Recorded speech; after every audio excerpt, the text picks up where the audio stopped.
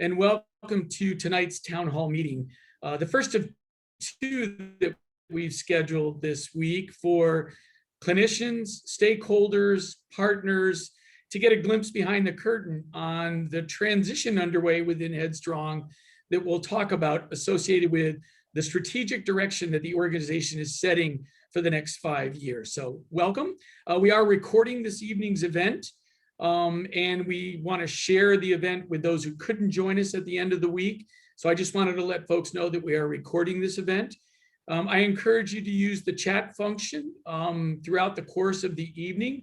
We have about an hour and a half together, and we are safeguarding time towards the bottom of this evening's Zoom or this afternoon's Zoom for a robust Q&A session as well. It's not necessary to hold your questions. If they pop up in the chat box, I'll do my best to kind of direct them to the appropriate individual. Tonight, we're joined by the leadership team in Miguel Aceguedo, who is our Deputy Director for Programs and Business Development. And introducing this evening, our new Chief Clinical Officer, Dr. Amy Williams, the head of our Business Intelligence Unit, Parsh Bavishi, the head of our Business Operations Unit, Lois Lebowski, and a couple of folks down in the teams themselves across the Headstrong vertical. So you've got the leadership of Headstrong. I also know we're joined by a couple of board members, both from the voting board and our advisory board. So welcome to our board members, and thank you for joining this evening. And for the clinicians, a special welcome. This is primarily designed to share with you the process that's unfolding in moving Headstrong to its next 5 years and beyond life, to help the organization reach its mid-stage life here in the 9th year of its operations. And I'll get into this in just a second, but thank you for joining. And I just really want to say welcome to the town hall meeting. So Laura, if you would take us to the next slide, please. Tonight's agenda is pretty straightforward. We're going to cover why we're doing this, give you a little bit of background, talk a bit about the strategy unfolding, how we're executing against that strategy. And I'll do a little bottom line up front on where we want to be as an end state. But we also want to give you some important updates associated with a brand new clinician portal that you will begin to see in the next couple of weeks. And most importantly, we want to give Dr. Williams an opportunity to kind of chat with you. The whole evening is designed to be conversational. So I do welcome your questions throughout, even though we'll save time at the bottom. But please don't hold back. Ask us some things that are lingering in the back of your mind. I've sent a couple of emails as a preface to this, kind of telegraphing the strategic direction. But I want to get into more detail this evening and give you access to the wonderful team at Headstrong so they can talk about their pieces associated with this. Next slide. Pretty simple. It's to provide an overview of the transition underway in Headstrong and why, and just to give you some insight around our trajectory for the future. Next slide, please. I'm going to kind of slow the conversation down momentarily to share with you a bit of the why. And knowing that we have board members on this evening's town hall, I think it's important that we connect to about a year ago, when the board of directors and the leadership team at Headstrong undertook a strategic review of the strengths, weaknesses, and opportunities, as well as the threats confronting the organization, and establishing a solid, sustainable vision for the next 5 years of the organization's life. And as I said, the bottom line up front, I'm just going to lay it on you early. The decision to become a mental health treatment practice of choice for military-connected families anywhere in the United States by 2025, that's a declarative statement that was really built on the last 12 months worth of work between the board of directors, outside consultants, and the team here at Headstrong to set a course for the organization's future. And it's a bold vision. It's audacious. And we'll get into the details as to why we want to become this practice of choice to be able to address the mental health needs of any military connected member or their family member anywhere in the United States by 2025. We'll get into what that means, but the North Star for the organization for its next 5 years is to set a course, an executable course that is designed to meet that end state in 2025, to be that organization. And what we're doing tonight is kind of letting you in behind the scenes on some of the things associated with achieving that vision. Number one, introducing Dr. Amy Williams also should be construed as the first step in bringing our clinical operations in-house and on a full-time basis. Headstrong is building out an entire clinical operations team led by Dr. Williams between now and the end of this year for that to be set. Those players, that key infrastructure, that clinical governance, that clinical operations footprint and infrastructure for the organization is being led by Dr. Williams. She'll tell you more about it, her approach to this in a moment. But the decision that was most important associated with the strategic review was to recognize that in order to achieve this vision, we first had to shore up the house associated with our clinical operations. And bringing a chief clinical officer on, this is Amy's second day, is the first step in that process for the remainder of the year. It also includes bringing in-house intake and referral capacity on a full-time basis and creating redundancies so that no choke points and no fail points exist, and so that timely access to care is part of the client experience that we control always, that we understand from beginning to end, wherever end is, that Headstrong owns the responsibility to ensure a seamless intake and referral experience for those that we serve. It will also establish regionalized nodes of clinical support. And we'll talk about that in greater detail. But the idea here is to be able to position ourselves to be more supportive to our clinicians, to be more responsive, to deliver equity across the network of nearly 300 Headstrong clinicians that are working across the country, and to be able to afford really consultative capacity to help our clinicians manage their clients. And it really is about setting more successful conditions for doing that on I guess a higher touch point with greater frequency and with regionalized, nuanced, understood, and in mind.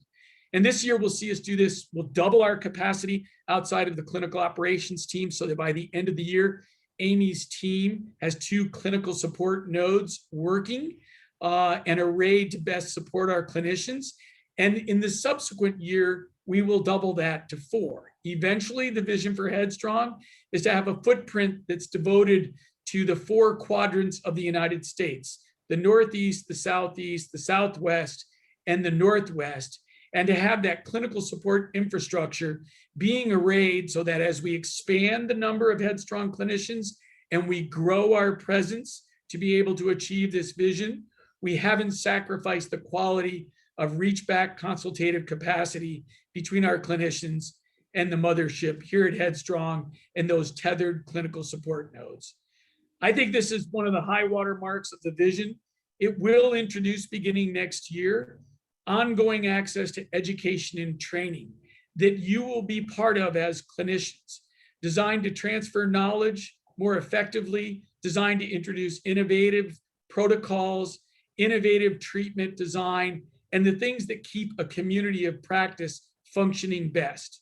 We want to infuse education and training as a very big part of the experience for our clinicians and our clinical support team and our stakeholders here in Headstrong during 2022. And then lastly, and I'll talk about this, right now we're in 28 program communities that cross 12 states and the District of Columbia.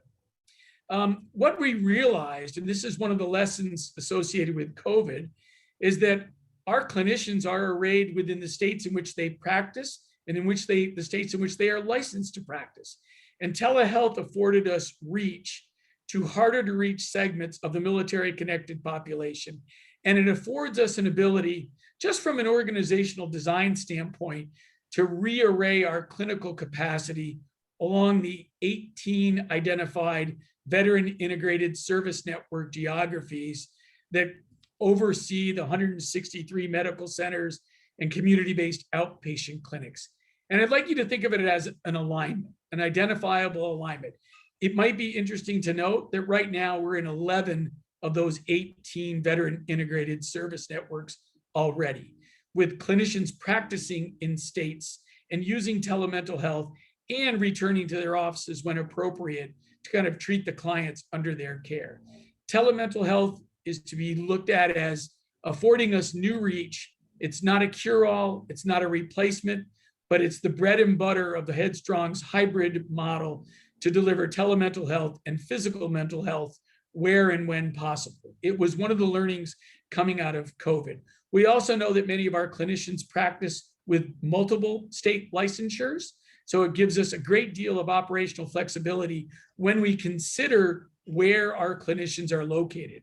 Previously, I think we thought they were located in cities. Now we think they're located in states, and those states are aligned in these veteran integrated service networks as clusters. And many of our clinicians hold multiple licensures across state lines, which again, just gives us a huge degree of operational flexibility on how we array our clinicians.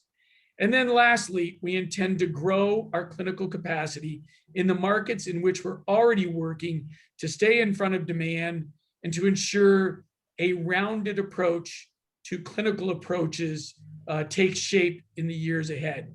The last thing I'll say on this slide is by being in 11 of 18 VISNs already, the growth trajectory or the expansion trajectory for the organization will see us in measured ways implement a plan to grow by 2 VISNs per year, with 3 in the final year of the 5-year plan. So a 2-year, 3-year expansion trajectory through 2025 that affords us the ability to place clinicians in all 18 of those geographies.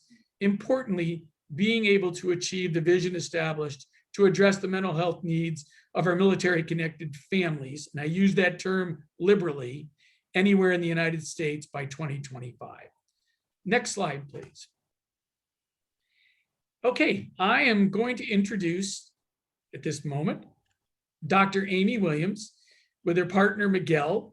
I'd like to kind of just turn the opportunity over to Amy first and then Miguel to carry you through the rest of the slides while I answer a question in the chat. So Dr. Williams, over to you. Well, thanks, Jim. And hi, everybody. Thank you for getting on tonight and joining me on my second day with Headstrong. You'll see the picture there. That was my first day. So that was last night. I actually want to just start off by telling you a little bit about myself because I know when somebody new comes on and there's a lot of change, it can be a little helpful to have that context. So I flew in yesterday from Dallas, which is where I'm located. So I live in Dallas, Fort Worth, and it's nice because it puts me right in the middle of the country with this growth. I think that's going to be great. And in the world post-pandemic, the idea of working remotely opened up this opportunity for me to come on board with Headstrong. And I'll be staying in Dallas, Fort Worth. So closer to some of you than those of you that are not on the Northeast, on the East Coast in general. And that picture on the screen there are, it's a combination of both the Headstrong team members, as well as some of the board members and spouses.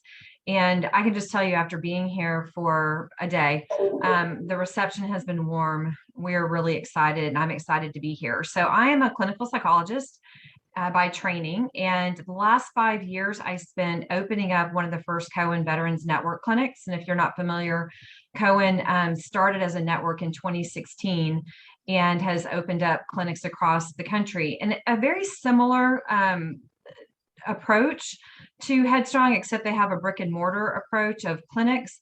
And there are some things that make it different. And I'm not going to go into this because that's not why we're here tonight.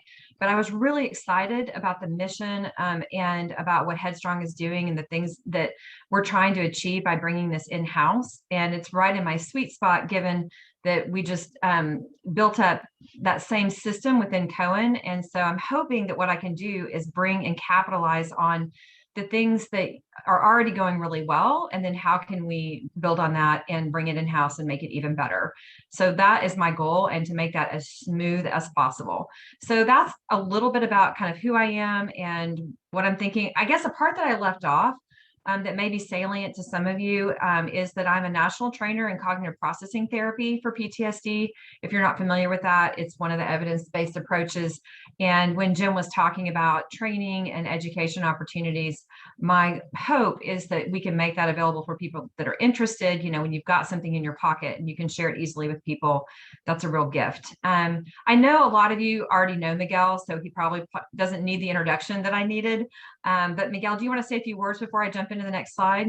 Yeah, absolutely. Well, it's a pleasure to see a lot of very familiar faces on the screen today. So I do appreciate everyone joining. I'm not a clinical psychologist by training, but I am a steward and shepherd of this transformation that we really do see as a beacon of light, especially in the times of COVID, where a lot of social safety nets fell off for a lot of veterans in need.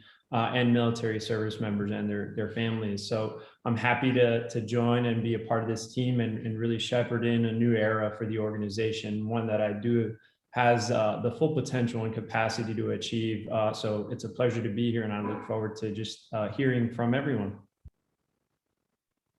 So Laura, do you want to? Thank you. So I'm going to walk through this slide because it gives a nice overview to what I see as being the clinical piece. So the 4 columns here, looking all the way from kind of what's our culture, how do we want to approach this as an organization, what are we going to do to help engage all of our providers out there already, what are we going to do to help the veterans and family members and service members that are coming to get care here, and what kind of services are we providing. So in terms of the things that are going to stay the same, right? We are cost-free to whatever Headstrong client walks in the door or comes through our intake process. We keep things really simple. I love the portal where people can just put their information in and go, right? There's not pages and pages of documentation that are required. That's all going to stay the same. In order to try to break down barriers, right? Break down stigma, break down the barriers that people have when they're trying to access that care. And we're going to continue with not having a session cap. It's one of the things I think that keeps Headstrong very unique. A lot of times other organizations are looking to us as a solution for, hey, we can do this limited treatment and we need you to help us out because this person needs longer care, and we're not going to turn someone away just because they need a longer length of treatment than might be typical, or the short treatments that you see in some time limited clinics. And the other thing that we really want to continue to do is value the clinical partners. I think the way that hopefully you have felt valued, and if not, even change that to make sure that your voice is being heard. One of the pieces of feedback that we've gotten is there are a lot of really invested, since I've been on board, that I've heard a lot of really invested clinical providers out there who have great ideas that want to help make the organization stronger, really strengthen our identity.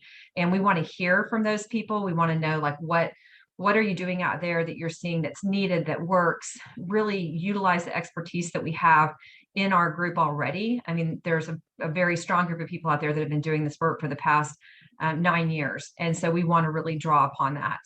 And that really dovetails into the provider engagement. So we want to continue with case conferencing. We want that to be happening regularly. We want to be able to be meeting with people, hearing about what cases are you struggling with? Where can we support you as an organization?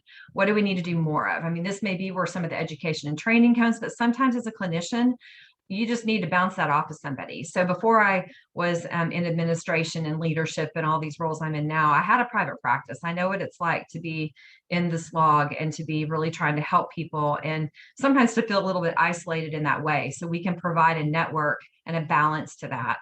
And in doing so, also help with if somebody needs complementary treatment or care, or needs access to, we get approached by organizations and they say, hey, we've got this program or that program. I think like the Elizabeth Dole respite program that I saw come across, we can disseminate that information to people through these ways. And then we have a group, our Innovation Next Fellows, that are a select group of Headstrong providers who we're engaging to give us feedback to make sure that what we're doing is landing the way we want it to land, and to manage up, to give us a feedback loop to where whatever we're trying to implement, it's working on the ground. And in addition to that, I really feel strongly that as an organization, the clinical program, me, as well as anybody that works with me in the clinical programs and has a license will be using the same mechanisms, we'll be using the same portal as everyone else. We will provide care to our Headstrong clients alongside you as part of what we do, so that we can be in there testing the process, seeing how it works, looking at where the pain points are, how do we make life better for the people on the ground doing the work. So that's what I'm always gonna be thinking about, the client and the providers. And then everybody else is gonna be thinking about all the other stuff that makes the organization run. But I have the client and the providers in my sights. And I did an intake today. I don't know if anybody in the leadership even knows I did that. I did an intake today, and I'm already like, well, that's kind of rough. We're going to have to work on that. But it really is a great example of when I got on there about what Jim was talking about with this next thing, telehealth. The person I was talking to, without giving too much identifying information away, was located in an area where he had a really bad experience with a provider, not a Headstrong provider, but a really bad experience, and told me he basically didn't want to see any psychologists. And, so I'm like, I'm a psychologist, I can help you, and so I said, well, the good news is we have other people, we have counselors, we have social workers, we have all kinds of people. And he's like, well, I'm even willing to see that type of psychologist, as long as it's not a psychologist in area A, because he didn't want to see anybody near him. So he was somebody that actually preferred telehealth because he could go to a provider far away and he didn't worry about anybody knowing his business. And, so there's a lot of strength that we have built into a network where you're not having to walk into a brick and mortar building, where if you have a bad experience potentially with a place or a person, you can get away from that. I've got another provider over here. We can work with you still and meet your needs. And that's really what we're all about. So that's part of that increasing access. Telehealth is super cool right now because the legislative bodies in different states are catching up with the idea that we need to do better. And so if you're a psychologist, you may have heard of PsyPact and the e-passport. We currently have 25 states that have enacted legislation to where if I'm licensed, I can practice in my state as well as 24 other states via telehealth. And there's 6 more coming. And I heard that social work is now on the bandwagon and is starting to get the same kind of thing going. So what that is going to do is allow us to fulfill that vision that Jim put out there of how do we be in all those states? Well, you take Houston, since I'll stay local for Texas, you take Houston and now I can cover the state of Texas. But if you're in PsyPact, I can cover 24 more states. I can cover eventually probably all of them. And I think what that does as a provider is it allows us to better match who you want to see in your practice. So if you really love, angry 25-year-olds, then I'm like, oh, look, I've got somebody just for you. But if no, I really like, working with people with, substance abuse, or I really love doing the trauma work. Whatever it is that makes you tick as a practitioner, now I can match you across state lines if somebody's willing to do telehealth, which is really cool. And there's no other way, unless you're in a network like this, that people are probably going to find you. And so our network really also, because we're centralized as a network and that intake is centralized, it gives practitioners a chance to do that and to grow your practice across state lines in a way that just comes to you versus you having to do anything to go after that. So that access that we're providing, increasing capacity, it's all kind of connected, and it doesn't all have to happen via telehealth. There's certainly a place or people that are, waiting to come back in person, and that's great too. The other thing in that third column that we want to do is we really want to start looking at expanding. I know historically there has been a real emphasis put on certain types of certifications, et cetera. We're really wanting to expand to people that are doing evidence-based work, not necessarily in one specific segment or another. So we're not taking away from what's already been there. All the providers that have the great stuff that they have, but we want to add and expand, which will help expand our provider base and be more appealing to even more people. And we've also reworded some of our inclusion criteria to where we're not trauma only. We really are looking at people with a mental health diagnosis, people that have certain histories that are related to things that may have happened during their service. So that's the access piece. And then last but not least, Jim already alluded to the training opportunities. This is where I get super excited because I've always been involved in training in my career. It's one of my loves. And I think bringing bringing things into your life as clinical providers not only helps our clients to get better services and better care and better outcomes, but it also helps the providers feel like they're doing something meaningful. Because I know if people are getting better, I feel better. We have a lot of research to actually show that people that do evidence-based work and then the people get better, those clinicians have less burnout.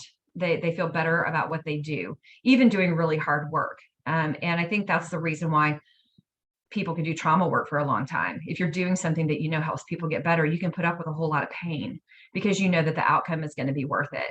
So we want to focus on things that we know that work. We want to set people up to get training in areas that maybe you're like, you know what, this is great. I know this works, but I also know this other thing works. Why not have more than one tool in my pocket? It makes life more interesting as well as a clinician. I'm trained in CPT and also PE.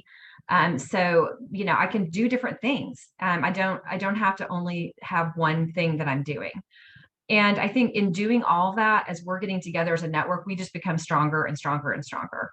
The last piece under this column, which may be new to some of you, if you've been private pay only, never dealt with insurance, is CAQH. So CAQH is a nonprofit solution where people can go in and put in your information with your MPI number. And it's got some really, I wrote it down so I wouldn't forget. It's got your demographics. So we can tell by looking at your profile, you know, do you identify as male, female, transgender? It's got your ethnic demographics in case somebody says, I really want to work with somebody who, you know, I am a person of color and I want to work with a therapist who is a person of color. It has in there, in terms of your specialties, what do you like? And I know we've assessed for that some more informally in the past. I know and I've got like little paragraphs on everybody, but you can kind of check, this is what I do, this is who I like to work with. And if you want to update that, you update the profile, and then we've always got that up to date. And then last but not least, it has a place to put in your licensure, your liability insurance, so that from a governance standpoint, we're protected, you're protected, and we're not having to go bug you for that and find 300 people every year and go, hey, you know, can you send me over that copy? So if you've not heard of it, that's the benefit that it's going to provide to both us to be able to track kind of where you're at without you having to kind of send emails and tell us. It's a more formal way to do that. And we're going to introduce a little bit more about the nuts and bolts of that over the next month or so. So it's not anything you have to worry about right now. It's just if you hadn't heard about it, I didn't want you to be like, what's that at the bottom? So I think that's a lot, but and I'm going to pass it over to Miguel. And then if we have questions that are directed for me later, I'm happy to answer. Thanks, Amy. And so I know we talked a lot about, you know, what is changing, and Jim did a great job at sort of setting the vision and for us a stance in the future that we want to take. But exactly how do we get there? And these are the pieces, the key pieces that I wanted us to focus on and really talk about as an organization, how intentional we've been at really thinking through what we wanted to be able to develop while bringing a lot of this in-house and really staging the organization for transformation. And I'll first start with the improved community engagement as being a core pillar of things that we want to be able to achieve through this transformation. And that begins with the deployment of field operations teams. If you haven't, in the West Coast, some of the clinicians that are on with us today have already met a field operations counterpart. His name is Matt Feldhaus. But really what we're striving to achieve is to really strike a balance between, you know, us at the organizational level, being able to understand the lived experiences of the veterans that we serve in all of the markets that we have program locations in. And so the field operations team is to really help us collect community intelligence beyond just establishing referrals in their own respective areas, the catchment areas. It's really helping us to understand what are the challenges that veterans that live in these program markets, what are they experiencing? What are some of the barriers, social, demographic, educational barriers? What are some of those things that are really impeding or introducing barriers that we may not be thinking about? So to be able to improve our community engagement, part of what they'll also be doing is consistent stakeholder engagement, not just donors, supporters, but really people that we're intended to serve. So part of their capacity is really being able to establish a listening arm for our organization to really be able to inform and help us improve the veterans' needs in the communities that we serve. So that is one of the core things that we'll be launching have already been launched, but will improve that capacity in the same manner that we're establishing regional nodes. So for every clinical support node that we set up, there will also be a field operations counterpart, which will grow at the same pace. The other part is really improving our clinical support. And Amy talked a lot about this, and really we took a long time and really engaged a lot of our clinicians across the country. Some of them who have been with Headstrong since 2012, since inception, and really listened to some of their pain points, really feeling lost and sort of out of the loop and not well supported sometimes, depending on whether or not you're in a different time zone. So for us, really making the tough but necessary decision to bring internal case management in-house was a way for us to improve our clinical support to you, all the providers on the ground who are doing the hard work each and every day. On top of that, I think Jim talked about this as well, is really setting up nodes of clinical support. And it sounds arbitrary. What does that really mean? It's clinicians like you who have been in your shoes, who have private practices of their own, who have, again, entered the Headstrong treatment network. We're looking to elevate a lot of our current providers who know and are well aware of what our mission is. And again, with the whole goal of establishing support on a more regional basis. So whenever you have clients who just need further guidance, if you have questions about whether or not you can provide EEG neurofeedback, things like that, things that often take time for us to get back to you when you only have one or two individuals at headquarters being responsive to those needs. Now you have four on a more regionalized basis. And really the goal there is to just improve our provider experience. Part of what we don't want to do is leave anyone out and feeling unsupported. And so for us, part of our ability to really get this vision off the ground is really improving our clinical support to all of you who are doing the hard work. And then the last piece really comes in from innovation and technology. There has to be a space for technology to really help us improve as an organization. And this really comes through the deployment of our clinical portal. We've spent a few months thinking through what the client journey experience looks like and overlaid it on top with the clinician experience, making sure that we continue to serve both of these two needs. And so what we gain from, I know a little bit, it's a change management process. It's really understanding, and my counterpart Parsh on the business intelligence side, it's really understanding that what the clinical portal will allow us to do is better serve you on a day-to-day basis. And on top of that, help us improve our digital outcome measurement so that we know real time and real time where each of your clients are. You'll see iterations of the portal come through where, again, our whole goal is to improve our entire program evaluation, not just our clients getting better, but how is the clinician experience matching and how do we capture that through innovation and technology. So all these three things combined, really spearheaded by Amy coming on board and having this internal infrastructure and governance in place, allows us to do that. And she'll be closely supported by all of us here, but more importantly by the regional clinical support teams who all have had experience within the Headstrong network. And so again, it's a way for us to really round out the practice and be more responsive to all of you and the veterans' needs. So I'm going to pass it over to my counterpart, who will really go through in greater detail what the portal actually looks like. And I'm happy to answer any questions regarding the transformation at any moment, but please, Parsh, if you could take it away. Hey, sure. Parsh, can I tee you up? I just want to I want to create a pause here as we segue to Parsh's piece of the evening, where he's going to walk everybody tonight on the Hollywood Squares through the brand new clinician portal.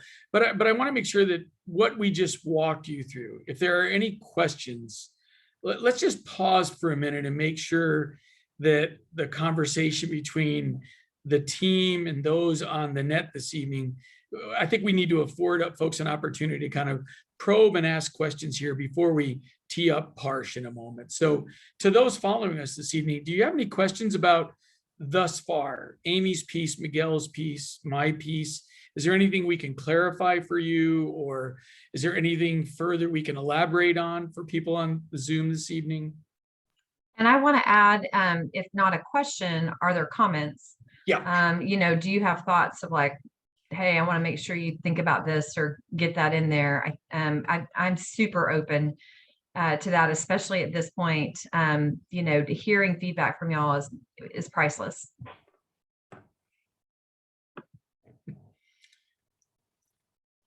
There's one comment in the chat box. I hope it speaks for a lot of people, crystal clear, but just to make sure Amy said this, we heard from many of you that your voice in this process that we're in the middle of not only could be very helpful, but many of you are willing to contribute to the design that goes into the thinking behind these strategic themes, like bringing clinical operations and intake and referral in-house. And so we want to be clear that we value your voice, and we look forward to kind of working with many of you who have already stepped forward to help us design the thinking that goes into this. So any questions or any comments from anyone? Okay, Amy, on your second day, you nailed it. So I'm going to give you all the credit in the world. So, all right, we're going to. I'm going to take that just because it's easy, but yeah, I'm assuming that people are digesting. Yeah, they are. And so I also put my email up there for a reason. Yeah. Please feel free to use it. And if there are thoughts that you have that maybe you didn't want to share in this bigger format, but that you'd like to follow up on, I would love to hear from you. Thanks. Well, let me tee up Parsh as the head of our business intelligence kind of activities. Parsh and a couple teammates, wonderful people, have been really working hard to deliver a better experience for you, our clinicians, to interact with the organization on really two fronts: the tracking of clients and outcome measurement, but also billing.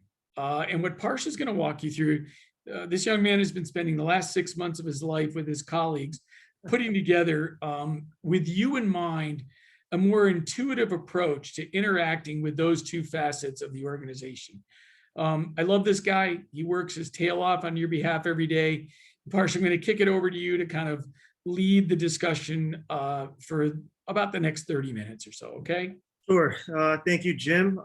That's a lot of pressure. I was going to say I feel like an Apple executive about to launch the new iPhone, so I definitely know now how that feels. But just a little background about myself. My name's Parsh Bavishi. I've been with Headstrong for a little over a year now, and as part of business intelligence, what that really means, though, is looking at our data, looking at analytics and trends, but also building solutions to really ensure that our organization is sustainable for the future. And a lot of that looks at technology and how we can use technology to really help all of us on the call here today. So we can move to the next slide, please. Great. So I'd be remiss if I didn't also identify my colleague who really kind of did the lion's share of a lot of this work alongside of me here, Kelsey Custer, who's not on the call today, but really handles all of our Salesforce database architecture for the company. But what we really did, though, is at the end of 2020 and early in 2021, we embarked on a journey, as Jim mentioned, to really look at a solution to solve a few things. And that really is kind of in these three areas: looking at client assessments, being able to look at how clients are performing using standardized tools or instrumentation that Dr. Williams, for example, might want to implement through the clinicians in our network. But also not only tracking the outcomes that our clients have from around the country, but then also making it easier for all of our clinicians to be able to invoice and record their sessions with Headstrong and condense that experience so it's a more of a quick turnaround and an easier way to kind of manage the session logging. But then lastly, how do you kind of tie those two together? So that's really looking at a kind of a bespoke and unique client and caseload management system that you'll soon see in some screenshots in the future. That what this portal can do is really help all the clinicians that Headstrong have be able to look at kind of active clients, closed cases, and just how far you've come along with clients in the journey as it pertains to Headstrong. So if we move into the next slide. Awesome. So I'll just kind of quickly go through a little bit again on the background of how we kind of embarked on the project, how we kind of broke out different areas on what we had to look at to build this portal.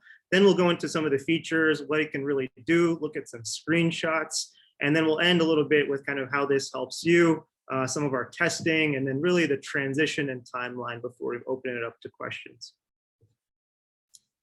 We go to the next slide. Awesome. So I definitely won't bore all of you and kind of read off of this, but to really kind of summarize what we had to do here is really at the end of 2020, we kind of put all those requirements into our kind of a business requirements portfolio within Headstrong, and we started reaching out to kind of vendors that really help with our database that we have. Headstrong uses Salesforce as our primary HIPAA and PHI compliant database.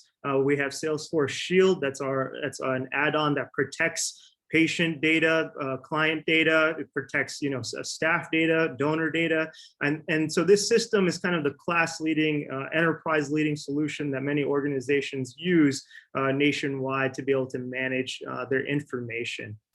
But as you can see, this is an incredibly kind of detailed process in how to kind of embark on how to build the portal, how to identify the vendors, but then looking at the different stages of not only building, but testing, working with the various departments that we have within Headstrong, such as billing, to then finally test and launch, which we're hoping to launch by the end of this month on the 29th.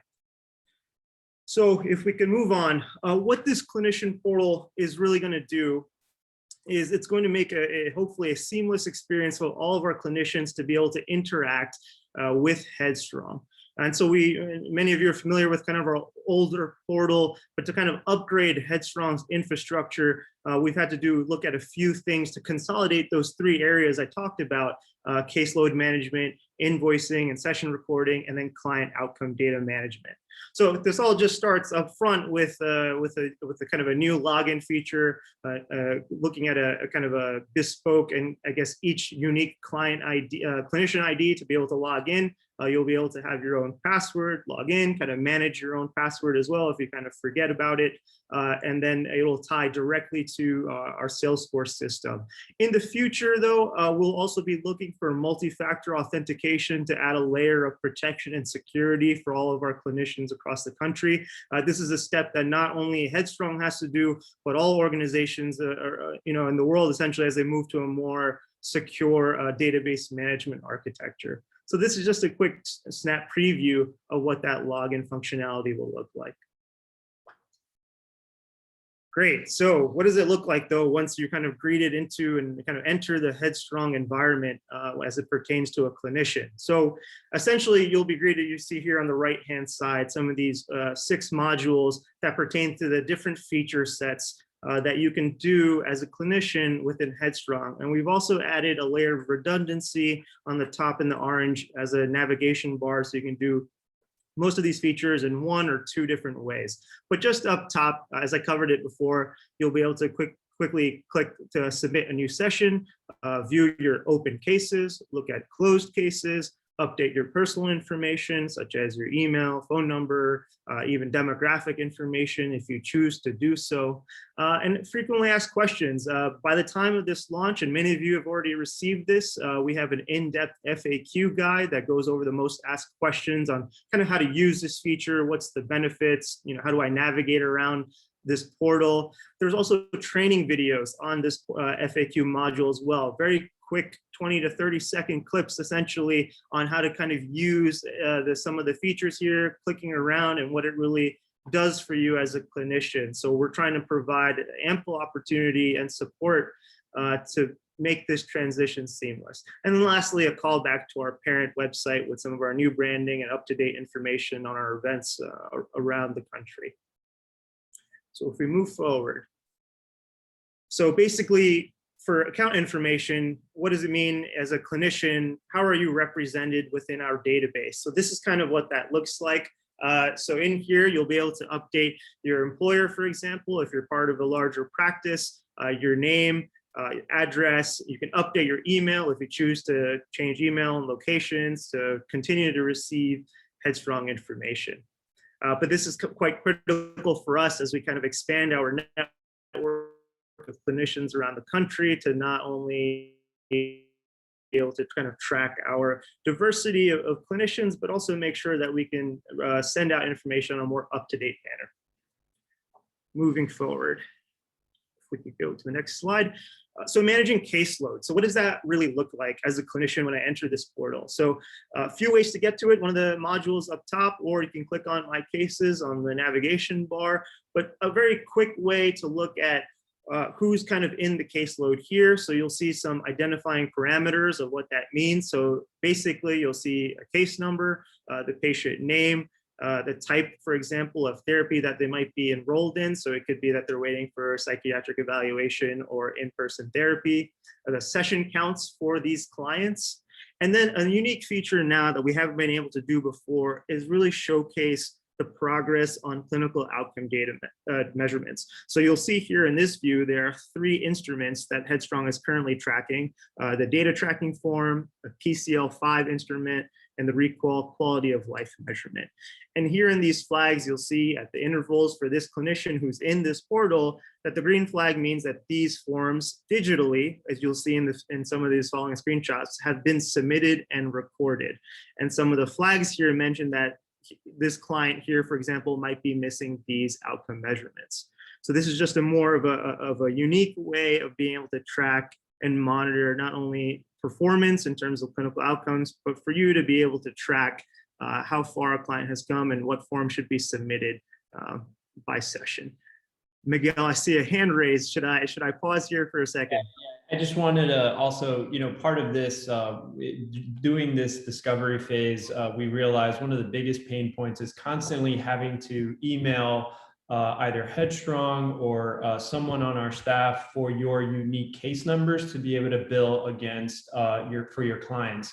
We've eliminated the need for you to do that. All of this will automatically populate for you in Salesforce as soon as the client is assigned to you as their primary clinician. You'll be able to come into this and be able to start seeing them actively appear. So you'll no longer have to go back and forth, figure out who your unique client IDs are in order to bill. And this is especially true for a lot of our psychiatrists who are doing evaluations and don't necessarily have that unique case identifier available to them. So really the goal here is to streamline your experience, especially on the billing side, which we know can get hectic towards the end of the month. So this feature itself, I think for us is a cause for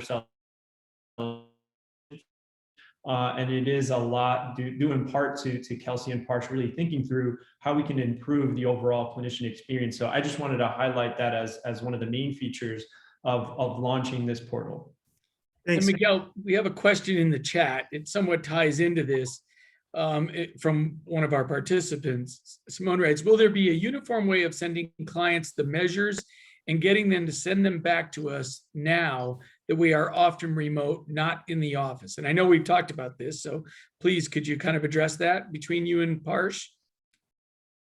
Yeah, so I'll take a quick stab at answering that question. The way that it is now, it's digital, and we do see there going to be a little bit of manual entry, but we're already thinking ahead into the future of how we can send a link directly to clients so that they can complete the outcome measurement themselves without you having to track the client down via email or when you guys do it in person. So we're aware that right now there's some challenges, especially where face-to-face treatment hasn't returned in some areas, or where there's still clients who are a little ambivalent about coming back to in-office care. So we are thinking through solutions for what we hope to be a more streamlined experience, but currently it is going to be a little bit of a manualized data entry process. We hope to streamline that a little bit more for you guys in the future. And just to expand on that, but Suzanne asked, or could the client do so in the portal themselves? And you've already addressed that. It's a future feature. It's not too far down the road, but it is something we're already working towards delivering a solution on. And then Right. Simone writes again, great, I've had everything from PDFs to text, photos, etc. And good that it is challenging via email with clients. So, go ahead, Ann. I'm sorry. I don't know why I thought you had stopped, and I was just going to jump right in. I mean, I get so excited because when I saw this question pop up, everyone in the world is facing this dilemma. How do you capture these measures? And we were facing it at my last position. I got an email from somebody like a week ago saying, hey, this is something that people want. And when Miguel and Jim said that they were looking at options like in, and not only will they be able to send it to us, but I asked the question and they said that it should link up with and you as a therapist can look immediately and see the scores in the portal. So it's not like you have to give two, so you can see one, or and so I think that is really, really important. Valerie, that's an interesting question. We had this pop up too when we used to give the PHQ-9, because the PHQ-9 has the suicide question on it. And so if you give that question out to somebody and it's hanging out there for a month, and they cancel their appointments, and then they had a positive item. So I think one of the things that we'll want to make sure we do is figure out how to time it to where it's a link or something that they can get maybe from you when you schedule the appointment, so that you can kind of have control over when that's sent to them, so that it won't be triggered. That's one of the things we'll have to figure out. So it won't be triggered by Headstrong. We don't have the clinical knowledge that you have on the ground, but you'll have a link that the person can use so that you don't have to do it by hand. Awesome. So some good comments here, and to add some clarity also on what's kind of maybe the last remaining part. So I have to think about two things when we launch something like that kind of functionality. One is your experience as a clinician and the client experience on receiving a survey through email, but then also safety and security of privacy that's transferred. So to be fair, the end solution is that they would get an encrypted email that's already tied to their account. So all they would have to do is just fill out the questions and hit submit, and that would be it. It would come right back to our database. But some time is probably needed, I would say, from our Headstrong's end to make sure that's all compliant and that's secure as we kind of launch that in the future. And it's a good last comment on being super excited about the portal. Awesome, thank you. Oh, I see another hand up, Allison. Hey, so I'm just wondering, like, if we have them in the office, like I might have them fill it out on paper, and then in the past I've always transmitted that electronically and then sent it option. Yeah, so unfortunately, I think we're moving to more of a digital management of the data itself. So essentially, instead of photocopying or kind of transcribing it to another document and taking a photo, it would just be and I think it's in one of the following screenshots, you would just click the buttons that kind of correspond to that field and just hit submit. And that goes straight into our database. So that's kind of how we're going to be handling it for the launch. And then in the future, if we decide to change it to make it a bit more seamless or provide clinicians more options, I think we'll definitely look into that as well. Okay, yeah, I'm sure you'll be giving us a lot more details for alternatives or whatever. Absolutely. Okay. And I really want to stress that this isn't set in stone. This is the best we're doing with the information we had at hand, and talking to some clinicians and kind of looking back at the process. Definitely, I think we're open to some changes if it makes your life easier, and we can kind of look at that data better as well. Okay. A couple more questions popping up. Suzanne, would you mind unmuting yourself and saying a little bit more about what you mean by standardized intake and return sessions?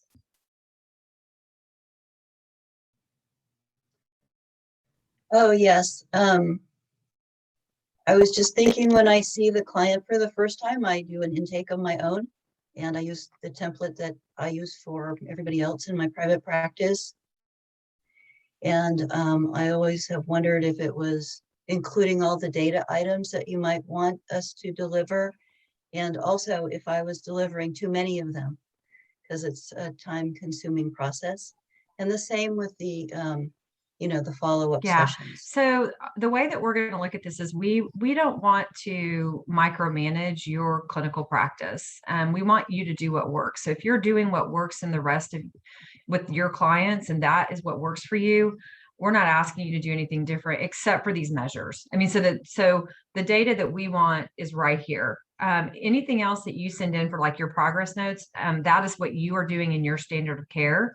And obviously, if we see something where we are saying, wow, you gave us 10 words and we really need a little more, right? We'll let you know. And that's actually, I think what the cool thing is about doing those clinical case conferences, you could get feedback from us about, yeah, you're sending us like way more than what other people are sending. You don't have to do that much work, right? Or, hey, we need a little bit more than that. So building that relationship. And so you can ask those questions. But we really don't, unless you would find it helpful to get that feedback from us, and then we can do that again in case conferencing. I don't want to mess with your practice. I think that's the beauty of this model. Does that help? Yes, thank you. That Yeah. does. And I then, personally wouldn't mind a rough guide, but I appreciate that you don't want to micromanage. yeah, I'm happy to share some templates and things that I mean, like just that's the kind of thing that I really want to build out when we talk about education and training. I would love to build out like a resource part of the portal to where I have like, hey, here's the standard thing that we typically, that I use or other people could share. And I think that that's a really neat growth area. So that, yeah, because we all need help better learning how to do it, right? Documentation. I've never met anybody. I had an interview earlier for an intake specialist, and I said, okay, look, I've never met anybody that gets into the game because they love to document, but I need to know that at least you're willing to put up with it, right? Like it's a necessary evil that we do. So we try to minimize how painful that is, which is why I love the idea of the clients being able to do the portal versus Allison, like you having to go in and like do data entry. None of us went to school to do that. But the more we can automate it, the better. And I think that's what the future holds, and what I'd love to see.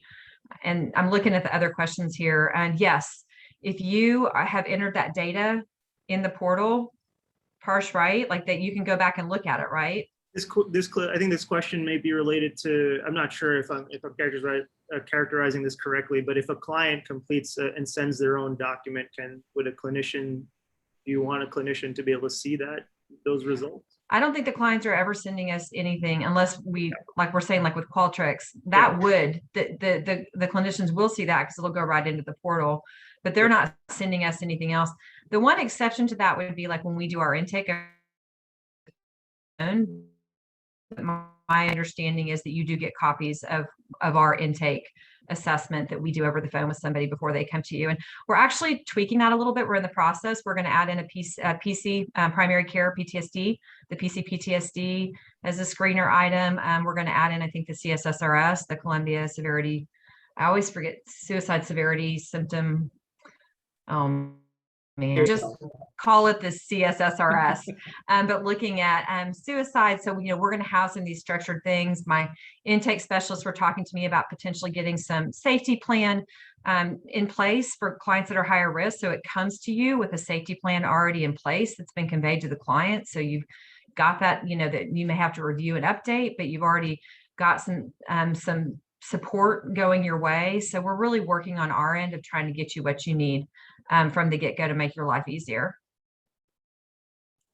Amy, could you address Nancy's clarifying point? It's in the chat. For PCL and recall. Okay, yeah, the PCL and recall you're putting in at this point. Yeah. So, but you also go and look at it, right, Parsh? Like once it's in there, may be some hiccups in the beginning in terms of viewing functionality. If you have multiple clients, you want to be able to look at something ad hoc. So we'll work with whichever clinician kind of wants to see that functionality, but that's the plan going forward. And Miguel, I know you sent it to me directly, but do those progress SOAP note format, like are those somewhere that people have access to, or? Not currently. We can provide that. I really note down to put that in the frequently asked questions section. Oh, good idea. That's a good place to stick it. Yeah. Templates of what those look like in that section. So I'll make that modification. Sandy, I love that. What's your EHR? Hi, can you hear me? Yes. My EHR is therapyappointment.com. Oh my, I use that in my practice before I went to Cohen. I love, Oh. it's so simple because it was Well, formed by a therapist. they've made it much more complicated, but it's actually, you can do so much more with it now in the update. But also, hushmail.com also has the ability for it, and theirs is actually better. Hushmail.com, which is a company out of Canada, because they actually do the score. So I believe that when the client does the, let's see, they have the PHQ-9 and the GAD-7. But you could, of course, we'll do whatever is needed for our purposes, but it actually scores it for the clinician. The way therapyappointment.com has it, the client just puts in their answers and then the clinician has to score it. But I'm sure it would, for the technical wizards, they would be able to figure out how to, put the score in. Although with the PCL5, the score is not simple numbers, right? It's that's really helpful. And I'm sure Parshi and I are going to have conversations over the next couple of weeks about some of these options. So I wrote that down, Sandy.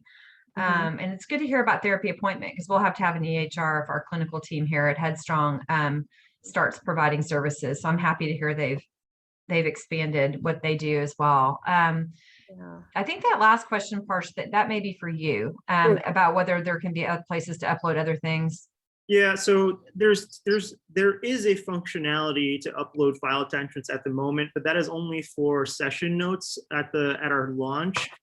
We have to consider storage size and capacity as we think about allowing clinicians to enter as much data and upload as much files in the future. But that is a feature that we are looking into later in this year, a file storage management system essentially for all clinicians who can enter into the portal and just may want to be able to save files such as the ROI or informed consent forms. Yeah, because I was even wondering if that would be a way for us to potentially convey once we get like an evaluation on our end, right? To be able to get that. But I think I remember it had something to do with the case number. Like it might not be as easy as I'm making it sound. So I don't want to overpromise something that doesn't make sense to do. Yeah, so exactly, that's exactly correct. So essentially all of that has to tie back to the records that we at Headstrong has configured for many years now, and how it ties back to a client record and clinician account record. But it's still a good suggestion, and we're going to look into it. And Sandy, thank you again for that comment too. App integrations is another area that we're hoping to look into as well, so our portal can talk to others. Awesome. Okay, so I think that's it. And we'll move on to the next slide. So, okay, so adding sessions. So now we're getting into kind of recording the sessions and the work you all do on a month-to-month basis with all the clients you get to see. So again, kind of if you're back into the home page, home module, or clicking on the top navigation bar, you can click into case session entry and you'll be able to enter the case session. Now, when you click over client name or hover over client name, it essentially auto-populates according to the clients you already have assigned to you based on our system. So there hopefully won't be any kind of sifting through any kind of information or looking for that information. As soon as you click that name, the case number auto-populates, and we obviously wrote in there that auto populates on its own, and then you can add the subsequent information on the date, number attended. There's drop-down menus for the session type and format, and then you have two functionalities here below on either attaching notes, whether it's a file or a PDF or a Word document if you'd like, or you can actually enter the note itself, where if you click the enter the note functionality, a small text box in the same window will open up and you can manually enter those notes. And just like Dr. Williams was saying before, as we go on in the future, we may want to add some templates. We'll add some suggested ways to kind of maybe best practices as well to enter that information that you might be able to access on the FAQ module as well. So if we can keep moving along. Viewing session. So we just wanted to be able to show what that total view is like on once you click submit of a session and looking at what you've submitted so far. You can sort all of this by the client name, by the date. There's also a filter functionality up top of being able to type in the patient name, for example, and then having the view filter in that capacity, and then being able to request to delete unpaid sessions if there's any errors by any means. And just another reiteration, there is a support team, myself, Kelsey, the billing team also will be on hand, hopefully, to help navigate through this transition as well. If we could move to the next slide. Okay, so going back to kind of what we already started talking about a little earlier and had a discussion on kind of the clinical assessments. So what we've done is we've digitized the 3 assessments that Headstrong currently uses, and I know that's subject to change, but here is an example of the data tracking form that Headstrong has historically collected. And so, for example, when you saw those flags or kind of the caution marks, if you click into it, for example, and for a specific client, this data tracking form will populate into the portal. Now, on the top, kind of the boxed area where you see case number, date, session number, that's already auto-populated. So you don't have to worry about manual entry for those 3 key pieces of information. What's important, though, is making sure you click the radio buttons below it for each of the assessment questions, and then finally submitting it. And we're doing this through a third-party system that's also compliant to make sure that we can kind of encrypt this data and transfer it seamlessly into our database. Great. Okay. So invoices. So looking now at invoices, and I know we'll hear from our head of our kind of business operations later, Lois, but essentially in this portal, you'll also be able to look at the invoices that you've submitted, looking at the date, the submission, the session count essentially on the invoice, the status of the invoice, if it's or in review, a date to follow up on the payment, and then an identified check number, hopefully, if that kind of all syncs up, depending on the diligence of that pending and invoice status process.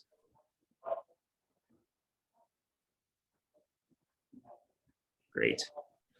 So that kind of sums up, I would say, the high-end features of this portal.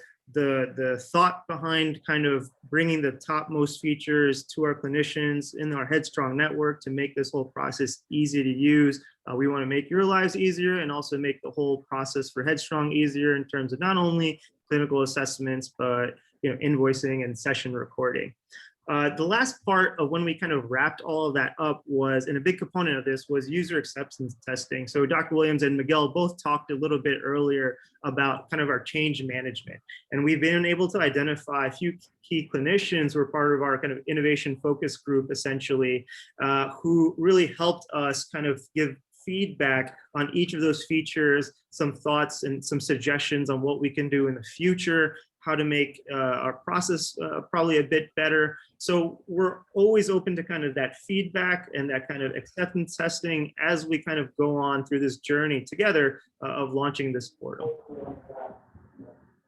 If we move on to the next slide. So we've kind of covered this actually in detail in our conversations over the last 20 minutes or so, but I just kind of wanted to break down kind of what's the point of kind of embarking on our own proprietary solution here. And so as you now all know, Salesforce is kind of our main kind of database solution system, but we also wanted to promote a product, Headstrong's own product that helps our clinician lives and make it easier on collecting some key data. So for example, some areas on how this helps you, hopefully we'll kind of centralize the solution and storing some of this data. You can quickly add multiple sessions, for example, and attach secure notes. There's some caseload management oversight that you'll have as a clinician. And then honestly, there'll be feedback, that's going to be incorporated from what you think into future updates. And another important thing is faster invoice processing as well. And as you can clearly see, it's some main important things from a Headstrong point of view, organizational point of view as well. Moving on to the next slide. So rollout. So as I kind of said earlier, I think in the presentation, essentially, we are looking to go live on the 29th of June. So basically, every clinician in our network will get a welcome email kind of explaining the introduction of the new portal. There'll be information on that FAQ guide. There'll be a link to training videos, and you'll have your own link to set your password to the portal itself. And once we do that, that's when we've now officially transitioned over from our old portal management to our new Headstrong clinician portal. Now, with any kind of technical solution, I think we know that there's always going to be some challenges, some hiccups up front, and we're going to be on standby to help clinicians kind of get through that first process of submitting their invoices and kind of logging the client outcomes that we're looking to hopefully calculate for all of our clients across the network. Okay, so that kind of covers it, but now we're back to an area where we can kind of dive a bit deeper if needed on the portal or anything we've covered over the course of this presentation. Thank you, Parsh. No I problem. want to introduce Lois Lebowski, if I can. Parsh alluded to her, behind the scenes, and you all know this, Lois has been responsible for kind of handling all the invoicing for a number of years. But Lois, would you like to add anything to the conversation before we open up the net for comments and greater questions? Thank you, Jim. Thank you, Parsh. Thank you, Miguel. Thank you, Dr. Williams. First of all, I just wanted to say it is great to put a face to all the names that we've been corresponding with over the last 5 years through billing. And I just want to say that nothing is really changed in the way that you're going to be paid. If invoices are in by the 10th of the month, you'll be paid on the 30th of the month. So none of that has changed. We're just trying to make it as easy and as seamless for you. And again, we're here to support you. If you have any questions, that billing@getheadstrong.org is the main inbox for you to send your questions or concerns to as it relates to any billing or invoicing questions. Thanks, That's Lois. really it. Great to meet everybody.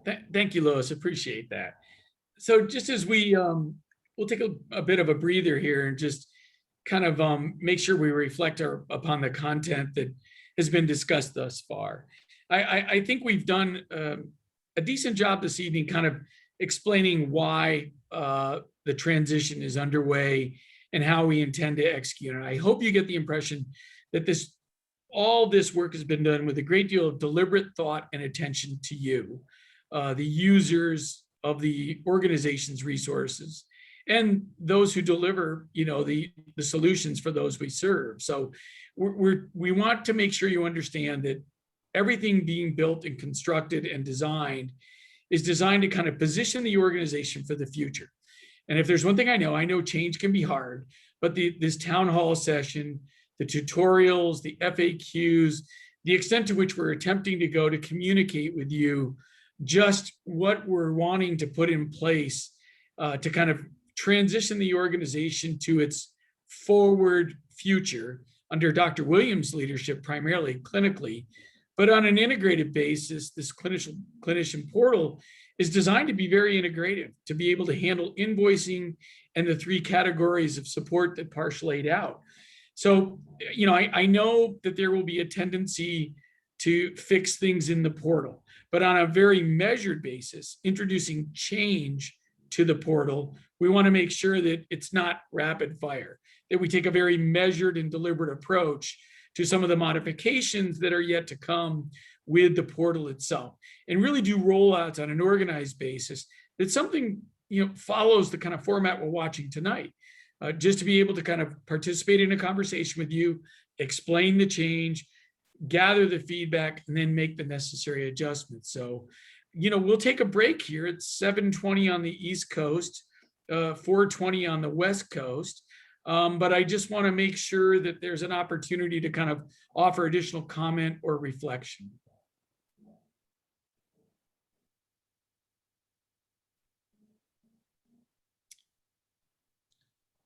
Amy, I'm going to turn it over to you. By the way, there's a nice comment by Jeff, and I think it really reflects the hope is I mean, the biggest hope is that you create an organization that is going to survive in the long haul. And to do that, we have to be able to take care of our clients. We have to take care of our providers, and we have to be able to tell our story so that people want to fund us, people want to work with us, want to support our organization. My goal coming on board is to try to make that happen with all of you. So I'm super excited to be here. I appreciate everybody taking time out of your evening to join us. And I just look forward to meeting people as the months unfold in a more personal way. And that's it from me. Thanks, Amy. I'm going to take a question that's in the chat box from an individual directly to me.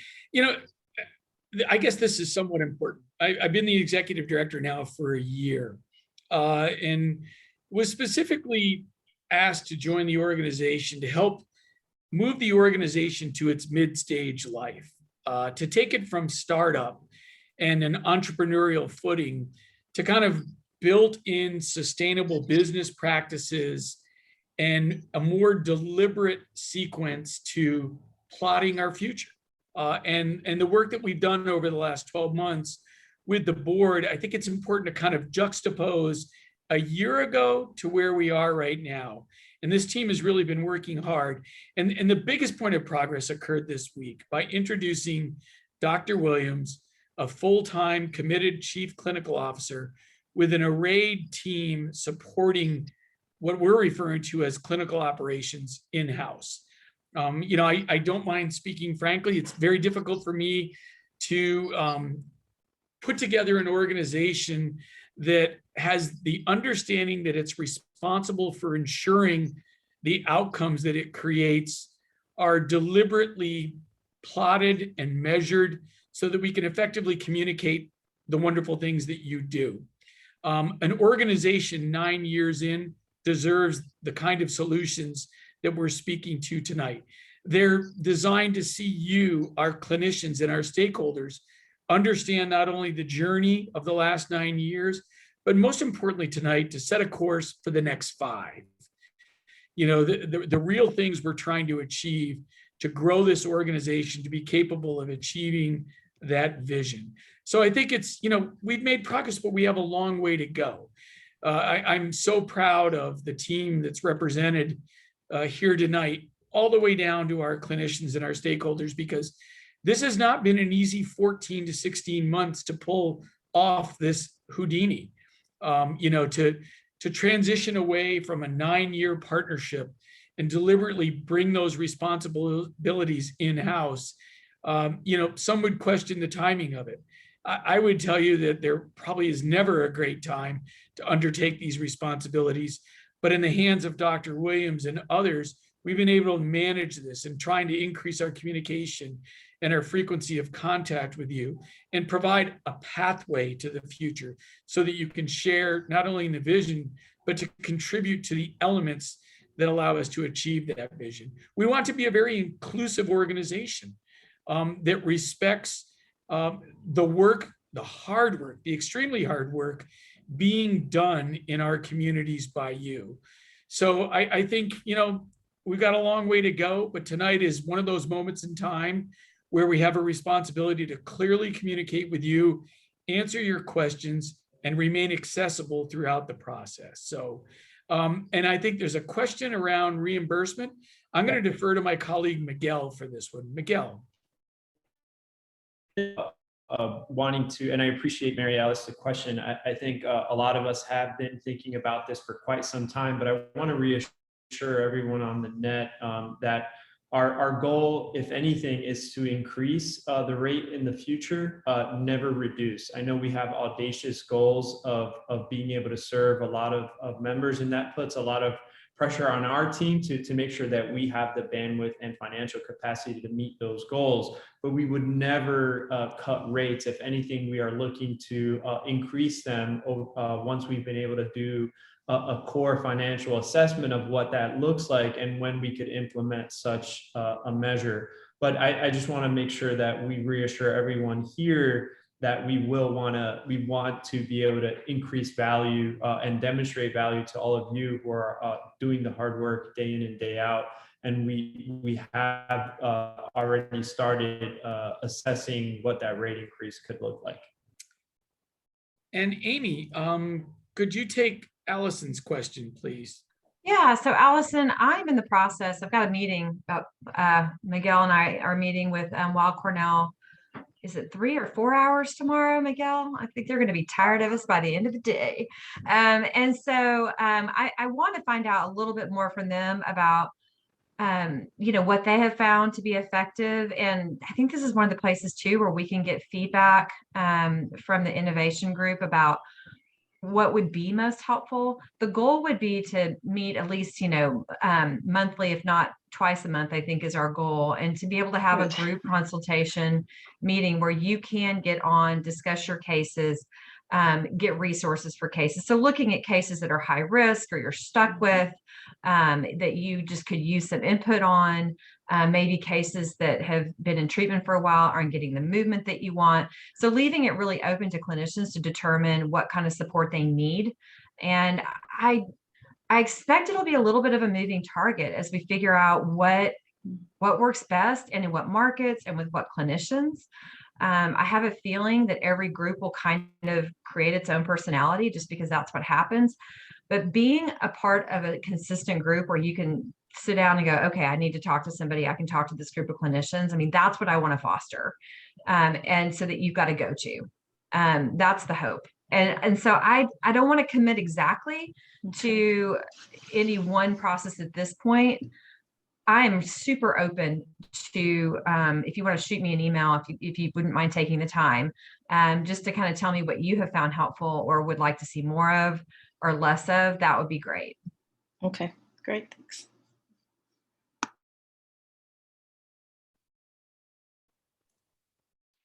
Well, very good. We're at almost 7:30 on the East Coast, and I just put this in the chat. From all of us here at Headstrong, we can't say thanks enough. Honestly, the best part of this has been your feedback and the conversation that we hope to create.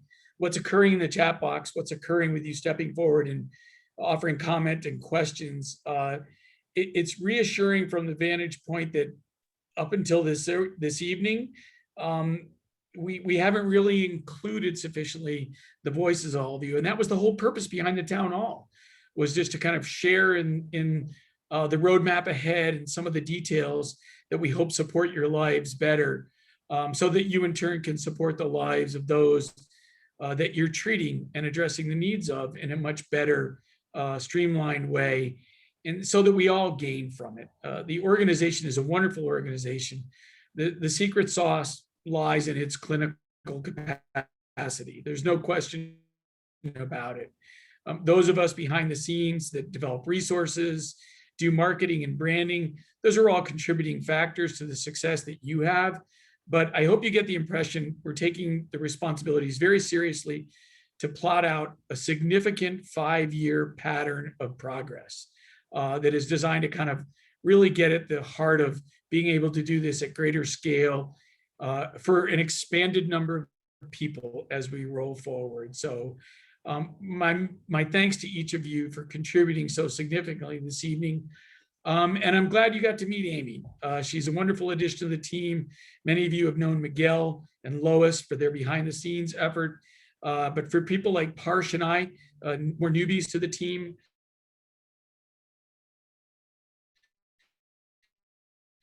It's very, and I think there might be a couple of new messages. I'm going to get to them. Oh, appreciate it. So unless there are any other further questions or alibis, as I like to say, I'm going to shut up evening, and I'll offer anyone who is brave enough to offer the last word. So thank you all. Amy, we're going to volunteer you for the last word. Have a great night. Thank you, everyone. Thanks. Great. Signing off, everyone. Thank you.